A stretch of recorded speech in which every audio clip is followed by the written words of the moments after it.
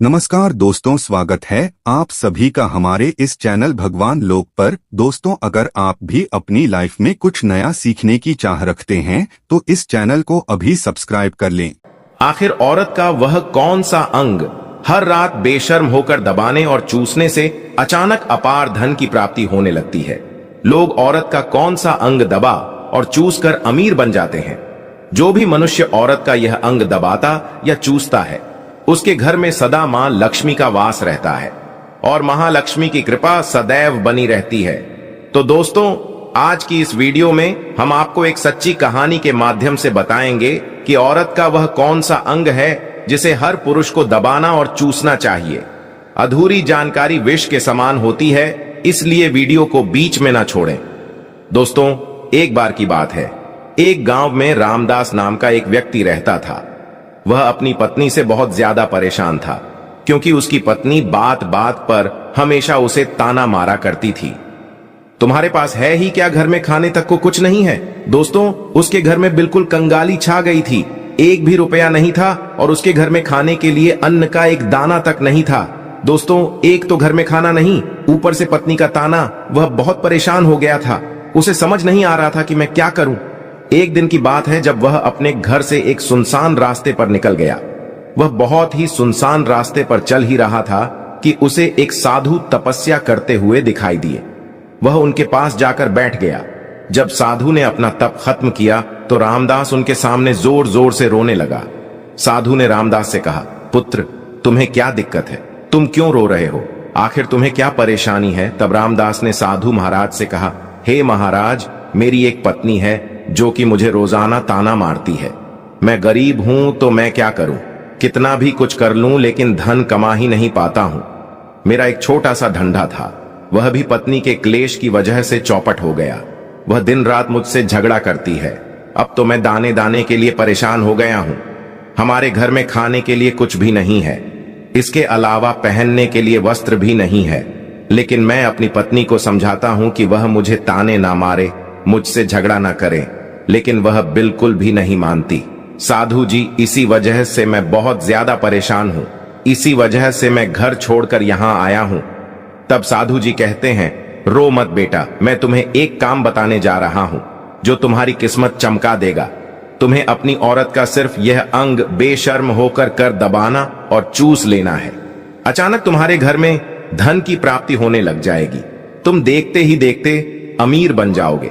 साधु जी कहते हैं, जो भी पुरुष औरतों का यह अंग दबाता या चूसता है, उसके घर में कभी भी धन की कमी नहीं रहती है और ना ही उसके घर में लड़ाई होती है। वह जो भी व्यापार करता है उसमें हमेशा तरक्की होती है। साधु जी ने कहा, अब मैं तुमको औरत के उन अंगों के बारे में बताने जा रहा हूं। इसे ध्यान से सुनना और अपने जीवन में इस पर गौर करना। तब रामदास साधु जी महाराज की बातें बहुत गौर से सुनता है और कहता है कि जितना जल्दी हो सके मुझे यह बता दो दोस्तों। तभी साधु जी महाराज उस आदमी को एक कहानी सुनाते हैं और बताते हैं कि एक नगर में एक किसान रहता था। उसके बहुत सारे खेत थे जिस पर वह दिन रात मेहनत करता था। उसके घर में किसान और उसकी पत्नी रहा करते थे। उस किसान और उसकी पत्नी में आपस में बहुत ज्यादा प्रेम था। उसके घर में किसी भी प्रकार की लड़ाई झगड़ा या क्लेश नहीं होता था। इसी वजह से उसके घर में सदैव महालक्ष्मी का वास रहता था और उसके खेतों में इतनी ज्यादा पैदावार होती थी कि वह दिन प्रतिदिन और अमीर होता जा रहा था। उस किसान और उसकी पत्नी में इतना प्रेम था कि आसपास के लोग उन्हें देखकर जल जाया करते थे। धीरे धीरे उसके पूरे गांव के लोग जान गए कि किसान और उसकी पत्नी में बहुत ज्यादा प्रेम है। धीरे धीरे यह बात उस नगर के राजा तक पहुंच गई। दोस्तों, किसान और उसकी पत्नी की बात जब राजा के पास पहुंचती है तो राजा भी उसके प्रेम की काफी ज्यादा तारीफ करते हैं। वह सभी से बताते हैं कि हमारे नगर में एक किसान और उसकी पत्नी रहते हैं जिनमें कभी भी लड़ाई झगड़े नहीं होते हैं। उन दोनों में आपस में इतना प्रेम है कि मैंने ऐसा अपनी जिंदगी में कभी भी नहीं देखा। एक बार की बात है, राजा पूरे नगर में ढिंढोरा पिटवा देता है कि इस नगर में जितने भी लोग हैं वह सभी अपने घर में घी का दिया जलाएंगे। राजा की पत्नी पूछती है कि आप ऐसा क्यों कर रहे हैं? सबके घर में घी का दिया क्यों जलवा रहे हैं? राजा अपनी पत्नी की बात सुनकर कहते हैं, दीपक प्रेम की निशानी होता है। जिसके घर में घी का दीपक जलता है उसके घर में सदैव प्रेम बना रहता है। और मैं चाहता हूं कि जो प्रेम किसान और उसकी पत्नी के घर में है वह हमारे पूरे नगर में रह रहे पति पत्नी के बीच हो। इसीलिए मैं हर घर में दीपक जलाना चाहता हूं। दोस्तों, राजा के सैनिक जाते हैं और हर जगह नगर में डुग्गी पीट देते हैं और कहते हैं सभी के घर रात भर घी का दीपक जलना चाहिए। दोस्तों, राजा की बात मानकर सभी नगरवासी अपने घर में दीपक जला देते हैं, लेकिन जैसे ही आधी रात होती है सभी के घर के दीपक बुझ जाते हैं, लेकिन किसान के घर का दीपक वैसे ही जलता रहता है। दोस्तों, दीपक हमेशा किसान की पत्नी जलाती थी, लेकिन उसकी बात नहीं मानती थी। वह हमेशा अपनी मनमानी करती थी। उसका जो भी मन करता था वही काम करती थी, लेकिन किसान को इस बात से कोई भी दिक्कत नहीं होती थी, क्योंकि किसान बहुत समझदार था। किसान सोचता था यदि मैं अपनी पत्नी को रोक टोक करूंगा तो घर में बेवजह ही लड़ाई झगड़ा होंगे। कई चीजें किसान इस वजह से अनदेखा करता था कि उसके घर में प्रेम बना रहे राजा अपने महल को छोड़कर पूरे नगर का नजारा देख रहे थे। उन्होंने देखा कि सारे नगर में किसी के घर में दीपक नहीं जल रहा है, लेकिन किसान के घर में दीपक जल रहा है। तब राजा अपनी रानी से बोलता है कि देखो, किसान और उसकी पत्नी के घर में दीपक जगमगा रहा है, लेकिन पूरे नगर में कहीं भी दीपक नहीं जल रहा है। इसी से पता लगता है कि किसान और उसकी पत्नी में कितना प्रेम है। तब राजा की पत्नी राजा से बोलती है कि जो किसान और उसकी पत्नी में प्रेम है वह किसान की पत्नी की वजह से है, और इसी वजह से उसके घर में इतना ज्यादा प्रेम है। दोस्तों, जब राजा रानी की बात सुनता है तो कहता है नहीं, तुम्हारा सोचना गलत है। जो प्रेम किसान के घर में है वह उसकी पत्नी की वजह से नहीं है, बल्कि वह किसान की वजह से है। रानी कहती है कि किसान की पत्नी बहुत ज्यादा समझदार है। आपका सोचना गलत है, और यही वजह है जो कि उनके घर में कभी भी लड़ाई झगड़ा नहीं होता है। राजा कहता है कि किसान समझदार है, और रानी कहती है कि किसान की पत्नी समझदार है। दोस्तों, इसी तरह कुछ देर चलता रहा। इसी बात को लेकर राजा और रानी के बीच काफी झगड़ा हो गया। इसके बाद रानी राजा की दाढ़ी उखाड़ ली और राजा ने रानी को उठाकर पटक दिया। इसके बाद राजा कहता है हम लोगों को झगड़ा करने की जरूरत नहीं है, क्यों ना हम किसान और उसकी पत्नी की परीक्षा ले लें। सारा दूध का दूध और पानी का पानी हो जाएगा। लड़ाई करने के बाद इस बात पर राजा और रानी दोनों सहमत हो गए और दोनों की परीक्षा लेने के लिए तैयार हो जाते हैं। तब राजा अपने महल में जाता है और एक पुरुष सैनिक को बुलाता है और पुरुष सैनिक से बोलता है कि तुम किसान के पास जाओ और जो जो प्रश्न मैं तुमसे बोल रहा हूं वह तुम किसान को बोल देना। वह पुरुष सैनिक बोलता है ठीक है महाराज। वह सैनिक राजा की बात सुनकर किसान के पास जाता है। उस समय किसान की पत्नी खेतों में गई थी, लेकिन किसान की कुछ तबीयत ठीक नहीं थी, इस वजह से वह खेतों पर नहीं गया था। इस समय वह सैनिक किसान के घर पहुंच जाता है और किसान से कहता है मैं राज दरबार से आया हूं, राजा साहब ने मुझे भेजा है। दोस्तों, किसान कहता है बताइए मैं आपकी क्या सेवा कर सकता हूं। आप बैठ जाइए, मैं आपके लिए पानी लेकर आता हूं। तभी वह सैनिक बोलता है कि नहीं, तुम कुछ भी मत लाओ, मैं राजा का सैनिक हूं, बस आपके पास राजा का समाचार लेकर आया हूं। तब किसान कहता है ठीक है, आप मुझे बताओ राजा साहब ने मेरे लिए क्या समाचार भेजा है। सैनिक कहता है किसान, राजा साहब ने यह बोला है कि यदि तुम अपनी पत्नी को छोड़ देते हो तो राजा जी आपको बहुत सारे हीरे जवाहरात और साथ में तुम्हारे जमीन से 2 गुना ज्यादा जमीन राजा जी आपको गिफ्ट में देंगे। इसके अलावा राजमहल का आधा हिस्सा भी आपको दिया जाएगा। लेकिन जो किसान ने जवाब दिया वह सुनने लायक है। किसान ने कहा राजा जी अपना पूरा राजमहल मुझे क्यों ना दे दे, लेकिन मैं अपनी पत्नी को नहीं छोड़ूंगा। जाओ और अपने राजा से कह दो किसान ने ऐसा कहा है। सैनिक जाता है और राजा को सारी बातें बताता है। इस समय रानी वहां पर सैनिक की बात सुन रही थी। सुनने के बाद रानी ने कहा आपने किसान की तो परीक्षा ले ली, लेकिन किसान की पत्नी की परीक्षा नहीं ली है। इस तरह से हम कैसे पता कर सकते हैं कि कौन समझदार है। इसके बाद रानी ने कहा कि अब मैं भी किसान की पत्नी की परीक्षा लेना चाहती हूं। जब दोनों की परीक्षा हो जाएगी तभी पता चलेगा कि कौन समझदार है। फिर रानी ने भी एक सैनिक बुलाया और कहा कि मेरी बात किसान की पत्नी को बोलना, और याद रखना यह बात तभी बताना जब किसान वहां पर ना हो। सैनिक ने पूछा कि रानी क्या बात बतानी है, वह तो बताओ। तो रानी ने सैनिक को सारी बात बता दी।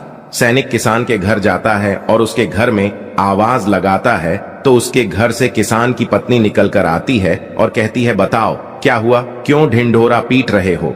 तो सैनिक ने कहा कि राजमहल से आया हूं, मुझे रानी ने भेजा है। किसान की पत्नी ने कहा, बताओ किस लिए आए हो। तब सैनिक ने कहा, रानी ने बोला है यदि तुम अपने पति किसान को मार देती हो तो आपको बहुत सारे हीरे जवाहरात रानी आपको देंगी और साथ में राजमहल का आधा हिस्सा भी आपको मिलेगा। इसके अलावा जितनी भी आपकी जमीन है वह तो आपकी रहेगी, लेकिन उसकी 2 गुना जमीन भी रानी आपको देगी। यह बात सुनकर किसान की पत्नी तैयार हो जाती है, कहती है, ठीक है, यदि मुझे रानी साहिबा देंगी तो मुझे मंजूर है, मैं अपने पति को मार दूंगी। तब सैनिक पूछता है कि रानी को कैसे पता चलेगा कि आपने अपने पति को मार दिया है। तभी किसान की पत्नी बोलती है, मेरे घर में जो दीपक जल रहा है, जब मैं किसान को मार दूंगी तो उसे बुझा दूंगी, तभी आपको पता चल जाएगा कि मैंने किसान को मार दिया है। अब सैनिक किसान की पत्नी की बात सुनकर राजमहल जाता है और रानी को सारी बात बताता है।